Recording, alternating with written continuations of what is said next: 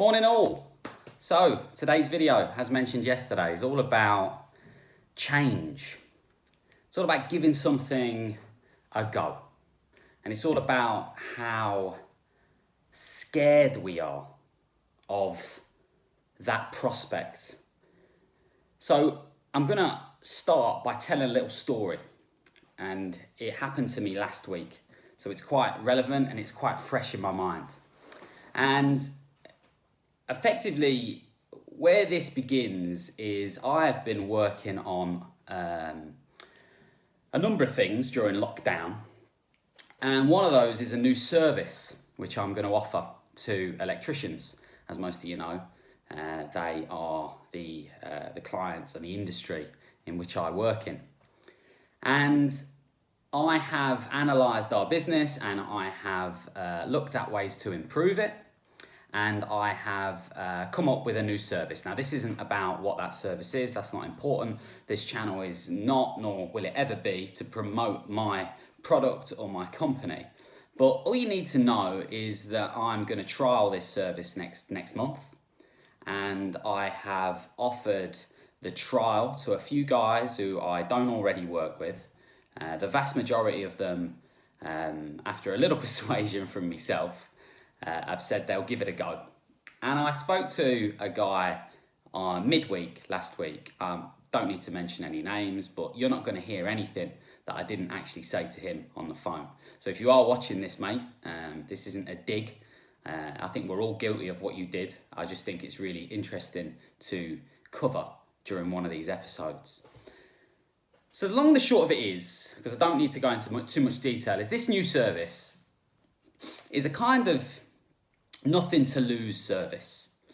It's a kind of, there'll only be two outcomes. It will either really, really help. It will give the client some much needed time back. It has the potential to help grow, expand and develop their businesses. And it is at no cost, or I should say no risk to the individual. So there is no outlay of money. Which is why, in my mind, it started to veer into that category that we all fucking hate saying, but it is beginning to be a bit of a no-brainer. It's not a no-brainer that it's definitely going to work. I'm not that naive. But it, for me, is a bit of a no-brainer to not give it a go. Okay? So when I rang these guys, I was really, really confident that all of them were just going to say, yeah, definitely, mate, I'll have a go. But I spoke to a guy on Wednesday, and he heard me out, and the answer I got was that it wasn't ready just yet. Not at the moment. And as a salesman, you reach a really difficult place, or I do anyway, because I think I'm a good salesman, but I'm not a pushy salesman. I go a lot on feeling, and I don't ever want to tip the balance to the point where people think I'm a bit of a shark. So I kind of lead with a very soft, almost kind of like stealth approach when I'm trying to sell. And it served me well. But I reached this point during this conversation where the guy I was pitching this new service to said, it's not for me at the minute. And something in me wanted me to dig a little deeper. And actually, I forgot about the product I was trying to sell. I was genuinely interested to find out why. Why not at the minute? So I said to the guy, I hope you don't mind me asking, but when? When is the right time? What is it that you're trying to do? Where are you trying to get to? And they said that they were gonna certainly consider this, but when they got a little bit bigger, a little bit busier, and maybe had one or two guys working for them. It was at that point that in this person's mind, this service I was pitching warranted looking into. Okay?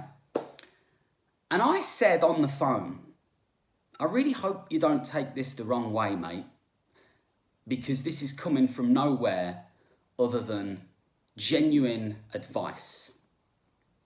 But it's services like this that will help you get to that point. You've got it the wrong way round. It's services and assistance and trials and products and things you change up like this that get you to that place. You don't get to that place and then try services like this, because you could have made your life a shitload easier on the journey, on the route, on your mission. And a guy then said to me something on the phone which took a lot of courage. He said, do you know what, mate? You're absolutely right. But it's the fear of letting go. It's the worry that it won't work. It's the lack of control that I feel I might have. And the problem here is when you feel that fear in anything, if you think it might benefit you, don't let the fear stop you from finding out. In anything, in business, in your personal life, in your social life, in anything, that fear will slow down and kill more dreams than anything else. Now, this episode is not in the hope that the guy who I spoke to hopefully watches it and takes my product. It's not. It's not even, it's not a big ticket product. It is neither here nor there whether they do or don't take this. The message here is this.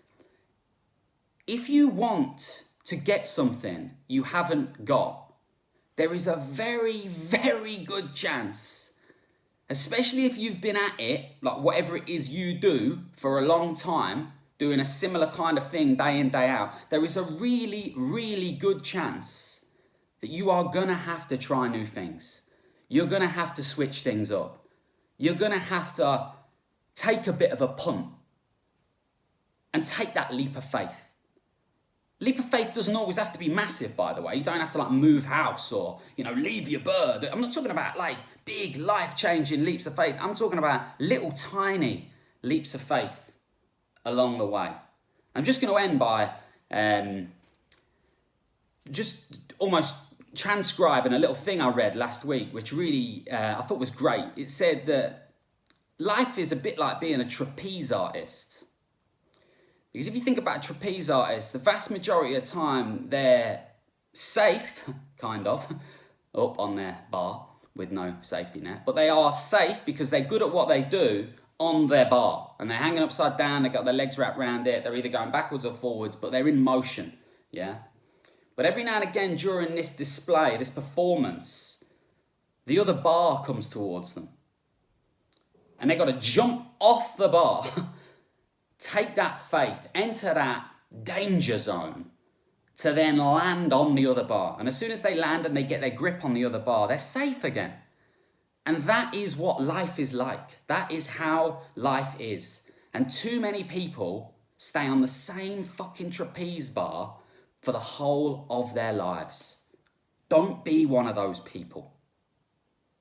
Catch up tomorrow. Thank you.